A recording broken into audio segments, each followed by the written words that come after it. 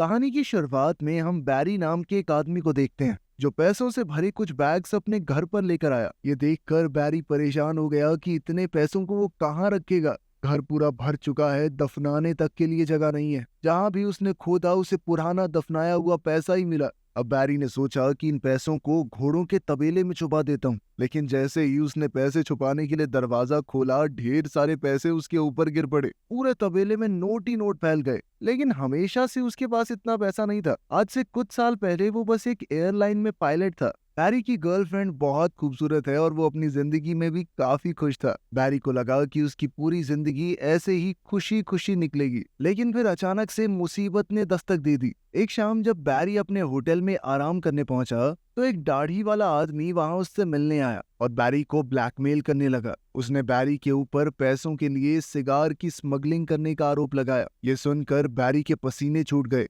क्योंकि अगर ये बात बाहर निकली तो उसकी बदनामी हो जाएगी। उसका पायलट का लाइसेंस रद्द कर दिया जाएगा। फिर क्या करेगा वो जिंदगी में। बैरी को घबराया हुआ देखकर इस आदमी ने बताया कि वो एक CIA एजेंट है और उसका नाम है मॉन्टी। फिर बैरी को उसने अपनी टीम से मिलवाया। वो बैरी को एक गुप्त जगह पर ले गए जो जहाज रखने की जगह थी। वहां उस वक्त का सबसे तेज प्लेन देखकर बैरी की आंखें चमक उठी। इस प्लेन में दो बहुत ही ताकतवर इंजन थे। बैरी उस प्लेन को बड़े चाव से देखने लगा। मॉन्टी ये देखकर बहुत खुश हुआ और उसने बैरी को उसका मिशन बताया। बैरी को ये प्लेन सेंट्रल अमेरिका के दुश्मन देशों के ऊपर उड़ाना होगा। उसे प्लेन जमीन के पास थोड़ा नीचे उड़ाना है ताकि खुफिया तस्वीरें ली जा सकें। लेकिन ये खुफिया मिशन है, इसकी जानकारी बैरी किसी को नहीं दे सकता, अपनी गर्लफ्रेंड लूसी को भी नहीं। लेकिन बैरी को इस वक्त किसी भी चीज की परवाह नहीं थी। वो बस अपने सपनों के जहाज को उड़ाने के लिए उतावला था। मॉन्टी ने दरवाजे खोले ताकि बैरी जहाज की टेस्ट ड्राइव ले सके। घर जाकर उसने लूसी को बताया कि मुझे अभी वाली नौकरी छोड़नी है, क्योंकि मुझे एक दूसरी कंपनी में बहुत अच्छा काम मिला है। उसने अपने मिशन का कोई जिक्र नहीं किया। लूसी को ये बात बड़ी ही अजीब लगी। कोई पायलट एक एयरलाइन में कैप्टन की नौकरी छोड़कर एक अनजान कंपनी में क्यों काम करना चाहेगा। उसी रात एक फ्लाइट के दौरान बैरी अचानक से कॉकपिट छोड़कर निकल गया, अपनी जिंदगी की एक नई शुरुआत करने। उसके बाद से बैरी मॉन्टी का आदमी बन गया। वो सेंट्रल अमेरिका के देशों में अंदर तक जहाज उड़ाता और हर तरह के खतरे का सामना करता ताकि वो खुफिया तस्वीरें ले सके। हर बार सफर बहुत खतरनाक होता, लेकिन बैरी को अब इसी में मजा आने लगा था। मॉन्टी ने जब तस्वीरें अपने सीनियर्स को दिखाई तो लोग बहुत तारीफ करने लगे, लेकिन अभी तक बैरी ने लूसी को कुछ नहीं बताया था। उन दोनों की शादी भी हो गई और अब एक बेटी भी है, लेकिन बैरी की आमदनी अब कुछ खास नहीं हो रही। बैरी ने मॉन्टी से कहा कि देख भाई, इतने में तो गुजारा नहीं हो सकता ना आदमी का, कुछ करना। लेकिन मॉन्टी ने इस बारे में कुछ नहीं किया। अब मॉन्टी ने बैरी को पनामा में एक नया मिशन सौंप दिया। बैरी को ऐसे मिशन की आदत हो चुकी है। उसने बड़े आराम से ये काम पूरा कर लिया। देखते ही देखते 1980 शुरू हो गया। बैरी कोलंबिया में जहाज का फ्यूल भरने रुका तो अचानक उसे ढूंढते हुए 3 आदमी वहां पहुंचे। ये गुंडे खुलेआम बंदूक लिए घूम रहे थे। उन्होंने धमका कर बैरी को गाड़ी में बिठाया। बैरी के पास कोई चारा तो था नहीं, इसीलिए वो चुपचाप उनके साथ उनके बेस पर चला गया। वहां उन्हें इनका लीडर पाब्लो एस्कोबार मिला। पाब्लो बैरी की असली पहचान जानता है और ये भी कि वो सेंट्रल अमेरिका के देशों की खुफिया तस्वीरें लेता है। ये सुनकर बैरी घबरा गया और सफाई देने लगा कि वो सिर्फ एक आम कंपनी के लिए काम करता है, ताकि CIA के लिए। पाब्लो पूरा सच जानता ही था तो वो हंसने लगा। पाब्लो ने बैरी से कहा कि मैं तुम्हें कोई नुकसान नहीं पहुंचाना चाहता, बस थोड़ी सी स्मगलिंग करनी पड़ेगी मेरे लिए। उड़ते हुए जाओगे, मेरा थोड़ा सामान वहां ले जाना। इसके बाद पाब्लो बैरी को अपने फार्म पर ले गया, ये समझाते हुए कि माल की स्मगलिंग कितनी मुश्किल है। इसी काम के लिए उसे बैरी की मदद चाहिए थी। हर डिलीवरी के पूरे होने पर वो बैरी को 1 किलो का $2000 देगा। बैरी ये सुनकर बहुत ज्यादा खुश हो गया। इस सब में तो फोटो खींचने से भी ज्यादा पैसे मिलेंगे। लेकिन जब उसने पूरे सिस्टम को समझा तो बैरी को समझ आया कि कमी कहाँ पर है। जो रनवे पाब्लो ने बनाया था वो बहुत ज्यादा छोटा है और बहुत से पायलट पहले भी टेक ऑफ करते हुए मर चुके हैं। बैरी ने कहा कि ये रनवे थोड़ा लंबा कर लो ना, पैसे की कमी है तुम्हारे पास। लेकिन पाब्लो ने कहा कि अगर काम करना है तो करो, नहीं तो निकलो यहाँ से, सुझाव देने की जरूरत नहीं है। ये सुनकर तो बैरी की ईगो हर्ट हो गई। उसने फैसला लिया कि अब तो मैं इतने ही रनवे में उड़ा के दिखाऊंगा प्लेन। उसने कहा कि ये डिलीवरी तुम्हारे हिसाब से नहीं होगी, मैं बताऊंगा कि सामान कैसे डिलीवर होगा। उसने पाब्लो को एक जगह बताई कि वहां खुले मैदान है, मैं प्लेन को बिल्कुल नीचे ले जाकर सामान गिरा दूंगा, वहां तुम अपने आदमी भेजकर सामान उठवा लेना। पाब्लो मान गया और सारा सामान लोड करवाया। जैसे ही जाने की तैयारी पूरी हुई, बैरी ने देखा कि प्लेन के अंदर पाब्लो का एक आदमी पायलट की जगह पर बैठा है। लेकिन बैरी ने समझाया कि इस प्लेन में पहले ही काफी सामान है, इससे ज्यादा भार नहीं उठा सकता प्लेन, ठीक है, इसे नीचे उतरना होगा।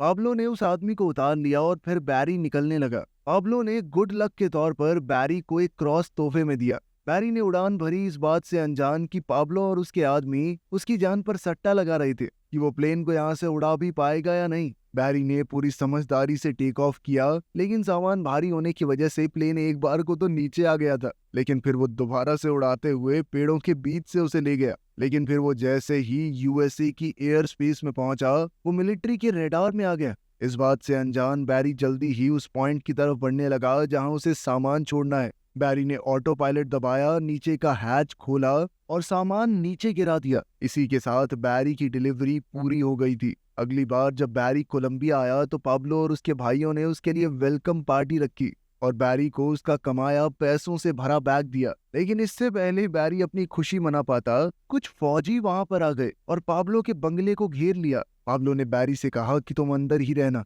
और वो खुद हालात संभालने के लिए बाहर निकल गया। लेकिन बैरी कभी यूं धुआंधार गोलीबारी के बीच नहीं आया था और उसकी घबराहट बढ़ती जा रही थी। बैरी ने पैसे उठाए और पाब्लो और उसके आदमियों को ढूंढने बाहर निकल गया। लेकिन बैरी को फौज के आदमियों ने पकड़ लिया और बाकी सबको भी। कुछ दिन बाद पाब्लो और उसके आदमियों को तो बेकसूर कहकर छोड़ दिया गया और सिर्फ बैरी जेल में रह गया। जब बैरी वहां पर बंद बहुत परेशान हो रहा था, तभी अचानक मॉन्टी वहां आया। बैरी के मुंह पर कई नील पड़े थे और 2 दांत भी टूट चुके थे। लेकिन मॉन्टी ने बताया कि तुम्हारे ऊपर ड्रग स्मगलिंग का आरोप लगा है और कल सुबह 6 बजे पुलिस तुम्हारे घर की तलाशी लेगी। ये सुनकर बैरी को बहुत दुख हुआ। वो अपने परिवार को इस सब में नहीं घसीटना चाहता था। उसने लगातार मॉन्टी से मदद की भीख मांगी। बैरी समझ ही नहीं पाया कि वो मॉन्टी के जाल में फंसता जा रहा है। मॉन्टी ने कहा कि हाँ, मैं तुम्हारी मदद कर सकता हूँ, लेकिन तुम्हें भी बदले में कुछ करना होगा। हाल ही में वहीं पास के एक देश में सरकार बदल गई है और उस प्रेसिडेंट का बहुत से लोग विरोध कर रहे हैं और अब यूएस की सरकार चाहती है कि उस देश में सरकार का विरोध करने वालों को हम पैसा और हथियार भेजें, लेकिन किसी को पता न चले कि हमने भेजे हैं। अमेरिका का नाम नहीं आना चाहिए कहीं पर। और इस काम को करने का जिम्मा मॉन्टी के ऊपर ही आया था। और अब तो मॉन्टी के पास एक काबिल पायलट भी है। मॉन्टी बैरी का क्रिमिनल रिकॉर्ड तो नहीं मिटा सकता, लेकिन उसने बैरी को सलाह दी कि तुम्हें घर बदलना होगा। एक छोटा सा शहर है मीना, वहां पर मिलना मुझसे। बैरी के पास कोई रास्ता तो था नहीं, इसीलिए उसने घर पहुंचकर लूसी और अपनी बेटी को उठाया और कहा कि जल्दी से बैग पैक करो, हम जल्द ही यहाँ से निकलेंगे। बैरी की इस हरकत से लूसी को शक हुआ। लूसी ने बार बार पूछा कि हो क्या रहा है ये सब, लेकिन बैरी कुछ भी समझाने की हालत में नहीं था। उसने लूसी से कहा कि मुझ पर भरोसा रखो। सुबह होते ही पूरा परिवार सारा सामान बांधकर उस जगह से निकल गया। वो तीनों अब उस छोटे से शहर मीना में पहुंचे, जहां पर सिर्फ 2000 लोग रहते थे। ये लोग एक टूटे फूटे घर पर पहुंचे जहां मॉन्टी ने उनके रहने का इंतजाम किया हुआ था। अभी बैरी वहां पहुंचा ही था कि तभी उसने देखा कि मॉन्टी भी वहां पहुंच चुका है और बैरी उससे मिलने बाहर गया। मॉन्टी ने बैरी को एक सरप्राइज दिया। वहां लगभग 2000 एकड़ का एक एयरपोर्ट था। मॉन्टी ने बैरी को यह तोहफे में दे दिया कि अब ये पूरी जगह तुम्हारी, जिस पर मौजूद सब कुछ अब बैरी का था। बैरी को अपनी आंखों पर विश्वास नहीं हो रहा था। उसने अपने आसपास देखा, लेकिन उसे भरोसा ही नहीं हो रहा था कि ये सब कुछ उसका है, क्योंकि मॉन्टी पहले पैसे तो बढ़ा नहीं रहा था उसके। मॉन्टी ने एक लकड़ी का क्रेट खोला जिसके अंदर AK-47 भरी पड़ी थी और बैरी का काम है इन हथियारों को उस देश तक पहुंचाना। मॉन्टी ने बैरी को एक मैप दिया जिससे वहां जाना आसान रहेगा। उसमें यह भी बताया गया था कि कहां कहां फौजी तैनात हैं। इस मैप की मदद से बैरी सबको चकमा दे सकता है। सिर्फ यही नहीं, मॉन्टी ने बैरी को पैसों का एक बैग भी दिया जो पाब्लो के घर से मिलिट्री ने बरामद किया था। अब बैरी के पास मॉन्टी को मना करने की कोई वजह नहीं थी। बैरी जानता था कि अब तो लूसी को सब कुछ बताने का वक्त आ गया है। लूसी बहुत गुस्से में थी क्योंकि वो उसे एक अच्छे शहर से 2000 लोगों के बीच गांव में ले आया है। यहाँ पर उसके घर में कुछ भी नहीं था, ना टीवी ना वॉशिंग मशीन। कैसे पालेगी वो अपनी बच्ची को? लेकिन फिर बैरी ने उसे सच बताते हुए पैसों से भरा बैग थमा दिया। उसने कहा कि इससे आ जाएगी वॉशिंग मशीन। उसने इधर उधर नोट फेंक कर बताया कि इन पैसों से हम कुछ भी खरीद सकते हैं। जिसके बाद लूसी एकदम शांत हो गई। अब साल 1981 में बैरी ने हथियारों का ट्रांसपोर्ट करना शुरू किया। हथियारों से भरा बैग लेकर अब बैरी निकारागुआ देश पहुंचा। बैरी को लगा कि ये लोग उसका स्वागत करेंगे, लेकिन वहां पहुंचकर पता चला कि इन लोगों को हथियारों में कोई दिलचस्पी नहीं है, बल्कि उन्होंने बैरी के चश्मे और जूते छीन लिए, जिससे बैरी को गुस्सा आ गया। उसने तुरंत मोंटी को फोन किया और किस्सा समझाया, लेकिन मोंटी ने कुछ खास जवाब नहीं दिया। उसने कहा कि बैरी का काम हथियार सही वक्त पर सही जगह पहुंचाना है, उन लोगों को नहीं चलाने ना चलाएं। लाचार होकर वो दोबारा से उस देश में गया डिलीवरी करने, लेकिन इस बार वो अपने बचाव के लिए बेसबॉल बैट साथ लेके गया था कि आगे बढ़े ना माथा फोड़ दूंगा मैं, चुपचाप बंदूकें लो और निकलो यहाँ से। इस बार उसने इन विरोधियों को कुछ तोहफे भी दिए। हैरानी तो उसे तब हुई जब पाब्लो और उसके 2 भाई भी उस जगह आ गए, और वो यहाँ लड़ने नहीं आए थे, बल्कि उन्होंने बताया कि ये विरोधियों का ढोंग हमने ही रचा है ताकि अमेरिका की मदद ले सकें। अब पाब्लो ने दोबारा बैरी को पिछली बार की तरह स्मगलिंग करने के लिए कहा ताकि अवैध सामान की डिलीवरी यूएसए में की जा सके। क्योंकि बैरी के पास अब जबरदस्त मैप है जो उसने मोंटी ने दिया था, उसने ये करने से मना नहीं किया, क्योंकि मैप के जरिए पकड़े जाने की संभावना बहुत कम थी। अब अगले कुछ दिनों तक बैरी एक मेहनती आदमी की तरह हथियार निकारागुआ तक पहुंचाता रहा और फिर अवैध सामान की डिलीवरी वहां से अमेरिका में कर देता। वो जितना काम करता गया उतने पैसे आते रहे। अब ये काम बड़ा होता चला गया और बैरी ने 4 और पायलट्स को काम पर रखा ताकि जल्दी जल्दी ज्यादा काम हो सके। जब बैरी ढेर सारा पैसा कमाने लगा, तभी सीआईए ने एक कदम उठाया। अब वो सिर्फ हथियारों की डिलीवरी नहीं करवाना चाहते थे, बल्कि वो चाहते थे कि विरोधियों को यूएस में लाकर उन्हें ट्रेनिंग दी जाए ताकि फिर वो वापस जाकर अपने देश में सरकार का तख्ता पलट कर दें। अब बैरी ने पूछा कि कहाँ पे दोगी ट्रेनिंग, कहाँ छोड़ना है उनको? तो मोंटी ने कहा कि 2000 एकड़ का एयरपोर्ट दिया तुझे, थोड़ी जगह तो दे दे भाई। खैर इस सब से बैरी को कुछ खास फर्क नहीं पड़ा। जहाँ वो अवैध सामान ला रहा था उसकी जगह बस कुछ लोग थे अब, लेकिन जैसा सीआईए चाहती थी वैसा हुआ नहीं। अपने देश में गरीबी और भूखमरी से परेशान ये विरोधी जैसे ही यूएसए की जमीन पर पहुंचे, वो वहां से भाग जाते थे कि हमें वापस नहीं आना। लेकिन बैरी को इस सब से कोई फर्क नहीं पड़ता था। लेकिन फिर जल्द ही उसके सामने एक बड़ी परेशानी आई। बैरी के पास बहुत सारा पैसा था, पर अब वो सारा पैसा बैंक में तो जमा कर नहीं सकता, लोग पूछेंगे कहाँ से आया पैसा। इसीलिए उसने बहुत कम हिस्सा बैंक में जमा किया और बाकी पैसे आराम की जिंदगी जीने के लिए इस्तेमाल करने लगा। उसने पूरे शहर को पूरे साल की बेसबॉल की टिकट्स तोहफे में दे दी। उसने लूसी के लिए एक नई कार खरीदी और पूरे घर को रेनोवेट कर दिया। लेकिन वो जितना खर्चा करता उससे 2 गुना पैसा उसके पास आ रहा था। अब बैरी ने अपना पैसा छुपाने के लिए बहुत सी कंपनियां शुरू कर दी और शहर के लोगों को बिना मतलब के नौकरियों पर लगा दिया। उसके घर के हर एक कोने में पैसा छुपा कर रखा हुआ था, यहाँ तक कि थोड़ा पैसा घर के पीछे दफना दिया। बैरी बहुत ही बढ़िया जिंदगी जी रहा था, लेकिन फिर एक दिन लूसी का नालायक भाई उनसे मिलने आया और बैरी से कुछ पैसे मांगने लगा। बैरी ने मना नहीं किया, वो जल्द से जल्द उससे छुटकारा पाना चाहता था। लेकिन लूसी कहने लगी कि ये मुफ्त की रोटियां नहीं तोड़ेगा। वो चाहती थी कि बैरी उसे कोई नौकरी दे दे। अब लूसी की बात बैरी टाल नहीं सका। वो उसके भाई जेबी को प्लेन के हैंगर में ले गया, जहाँ उसे साफ सफाई के काम पर लगा दिया। अब कहानी उसी जगह पहुंच गई जहां से शुरुआत हुई थी। बैरी अपने घर पे नोट छुपा रहा था। वो तबेले में फैल चुके नोटों को हटा ही रहा था कि तभी उसने जेबी को वहां आते देखा, एक नई गाड़ी और अपनी गर्लफ्रेंड के साथ। लूसी गुस्से में आ गई जब उसे पता चला कि उसका भाई कोई काम नहीं कर रहा, पैसे चुरा के इधर उधर घूम रहा है। बैरी ने उससे पूछा कि पैसे कहाँ से आए, तो उसने कहा कि सफाई करते हुए मुझे एक बैग मिला जो पैसों से पूरी तरह भरा हुआ था। मैंने उसी पैसे से ये गाड़ी खरीदी है। बैरी को गुस्सा तो बहुत आया, पर उसे समझ नहीं आया कि करे तो करे क्या। बात यहीं खत्म नहीं हुई। उसके बाद से बैरी बहुत ही लापरवाह होता गया। लगभग 2 साल बाद पुलिस की नजर बैरी के ऊपर पड़ी। बैरी को पकड़ने के लिए डीईए यानी ड्रग इन्फोर्समेंट एजेंसी ने एक जाल बिछाया, लेकिन बैरी जहाजों के बारे में सब कुछ जानता था। उसे पता था कि डीईए के जहाज तेज तो हैं, लेकिन उनकी रेंज ज्यादा नहीं होती। बैरी पूरी रात समुद्र के ऊपर गोल गोल घूमता रहा और जल्द ही पुलिस के प्लेन्स का फ्यूल खत्म हो गया और उन्हें वापस मुड़ना पड़ा। लेकिन बैरी के ऊपर अब सिर्फ डीईए ही नहीं, एफबीआई की भी नजर थी। जिस हिसाब से बैरी के पास पैसा आ रहा था वो उनकी नजर में आ गया था। जल्द ही एफबीआई के कुछ लोग मीना पहुंचे जांच करने। एफबीआई के एक एजेंट ने देखा कि वहां पर बैंक ही बैंक खुले हुए हैं और एक से बढ़कर एक महंगी गाड़ियां सड़कों पर चल रही हैं। वो समझ ही नहीं पा रहे थे कि आखिर इस शहर के लोगों के पास इतना पैसा आ कहां से रहा है।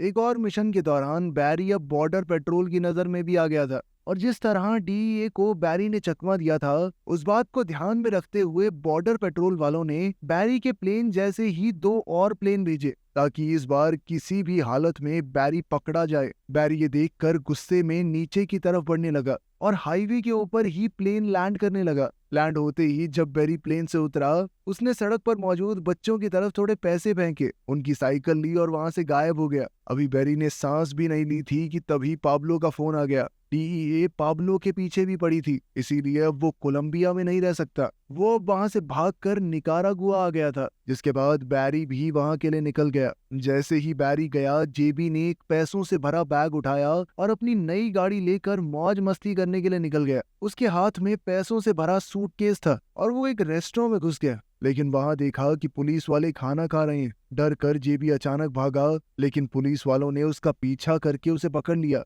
इस वक्त बैरी पाब्लो से मीटिंग कर रहा था। जैसे ही लूसी से इस पूरी घटना की खबर मिली, बैरी जल्द से जल्द वापस मीना पहुंचा। उसने शहर के सबसे महंगे वकील को बुलाया जेबी को छुड़वाने के लिए, लेकिन पाब्लो को शक हो गया कि कहीं जेबी ने पुलिस को सब कुछ बता तो नहीं दिया। उसने बैरी से कहा कि मैं तुम्हारी मदद करूंगा इस सब को ठीक करने में। बैरी समझ गया कि अगर मामला इसने अपने हाथ में लिया तो खून खराबा होगा। बैरी ने बहुत मना करने की कोशिश की, लेकिन पाब्लो नहीं माना। इसके बाद बैरी जेबी से मिलने के लिए भागा। जैसे ही जेबी स्टेशन से निकला, बैरी ने उसे गाड़ी में बैठाया, एक पैकेज दिया जिसमें पूरी जिंदगी गुजारने के लिए पैसे हैं और एक पासपोर्ट के साथ साथ प्लेन की टिकट्स भी हैं। बैरी चाहता था कि जेबी देश छोड़कर चला जाए, लेकिन जेबी को लगा बैरी उसे भगाना चाहता है। गुस्से में जेबी ने बैरी से कहा कि हर महीने पैसे पहुंचने चाहिए मेरे तक, वरना पुलिस को सब कुछ बता दूंगा मैं। फिर वो लूसी को भी गालियां देने लगा। अब बैरी बहुत गुस्से में आ गया और वो गाड़ी से उतरकर जेबी के पीछे दौड़ा, लेकिन तभी जेबी ने डर कर गाड़ी स्टार्ट की और वहां से भगाई। बैरी उसके पीछे पीछे भाग ही रहा था कि रुक साले, मैं बताता हूँ तुझे। लेकिन थोड़ी दूर जाते ही गाड़ी में जबरदस्त धमाका हुआ, जिसमें जेबी मारा गया और पैसे इधर उधर उड़ने लगे। बैरी एक बार के लिए तो भौचक्का रह गया, पर अंदर ही अंदर वो समझ गया था कि ये पाब्लो का काम है।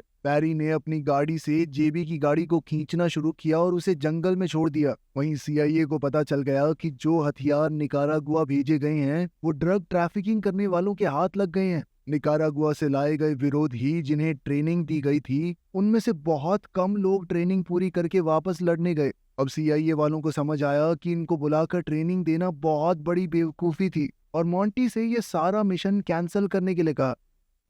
जब बैरी ने उन सबको वापस जाते देखा तो उसने मॉन्टी से पूछा कि अब क्या, आगे कुछ काम नहीं दोगे? लेकिन मॉन्टी ने कोई जवाब नहीं दिया, बस कहा कि मेरे अगले इशारे का इंतजार करना। अब बैरी समझ गया कि वो बुरी तरह फंस चुका है और मॉन्टी को भी अब उसकी कोई जरूरत नहीं है, तो वो उसका साथ भी नहीं देगा। अगले ही दिन जब मॉन्टी ऑफिस पहुंचा, उसने कहा कि बैरी से जुड़े हुए सारे कागजात जला दो, उसका हमसे कोई लेना देना नहीं होना चाहिए। वहीं बैरी ने अपनी पूरी टीम को तैयारी करके भागने के लिए कहा। जैसे ही बैरी और उसके साथ ही भागने की तैयारी कर रहे थे, तभी वहां डीईए, एटीएफ, एफबीआई, पुलिस, हर कोई आ गया। जल्द ही उन्होंने उसे हिरासत में ले लिया और प्रोसिक्यूटर के ऑफिस में ले गए, ताकि उसके किए की उसे ज्यादा से ज्यादा सजा दिलवा सके। इसी बीच बैरी उन सबको घूस देने की कोशिश कर रहा था। तुम सबकी जिंदगी बना दूंगा मैं, 1 करोड़ दूंगा, 1-1 करोड़ सबको, चलो नहीं ना 10 करोड़ दूंगा। लेकिन तभी अचानक वकील को एक फोन आया। बैरी समझ गया कि कुछ तो बदल गया है। प्रोसिक्यूटर गुस्से में बाहर आई और बैरी की हथकड़ियां खोलने के लिए कहा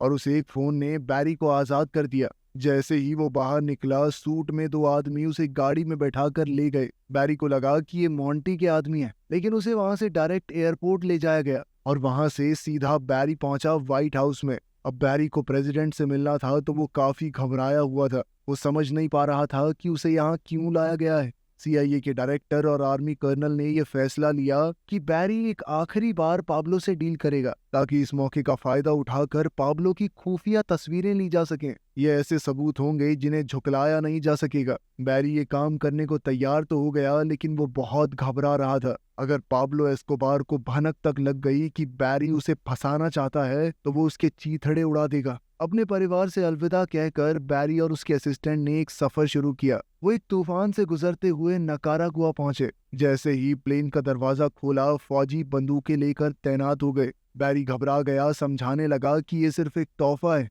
तभी पाब्लो वहां पहुंचा। उसने अपने फौजियों से कहा कि इसे मार दो। बैरी बहुत ज्यादा डर गया, पर तभी पाब्लो हंसने लगा और अपने फौजियों को पीछे हटने को कहा। पाब्लो का मजाक करने का अलग ही तरीका था। अब बैरी ने थोड़ा शांत होकर पाब्लो और उसके साथियों को सारे हथियार दिए। बैरी के साथी ने चुपके से खुफिया कैमरा चालू किया, जिससे पाब्लो और उसके साथियों के चेहरे साफ रिकॉर्ड हो गए। अब पुलिस के पास उनके खिलाफ ठोस सबूत आ गए थे। डायरेक्टर ने खुश होकर सबके लिए पार्टी रखी। बैरी ने अपना एक खतरनाक मिशन पूरा कर दिया था, लेकिन फिर एक दिन सरकार ने अपना वादा तोड़कर टीवी पर उसके चेहरे वाली फोटोज साफ साफ दिखा दी। दिखाना तो वो पाब्लो को चाहते थे, लेकिन पाब्लो के पास क्या टीवी नहीं था। अब उसे भी पता चल गया था कि बैरी ने उसे धोखा दिया है। उसने जल्द ही अपने कुछ गुंडों को भेजा बदला लेने के लिए। लेकिन बात यहीं खत्म नहीं हुई। सरकार पूरी तरह पलट गई। उन्होंने बैरी पर स्मगलिंग के आरोप लगाए, इसलिए एफबीआई ने उसका सारा पैसा, सारी प्रॉपर्टी जब्त कर ली।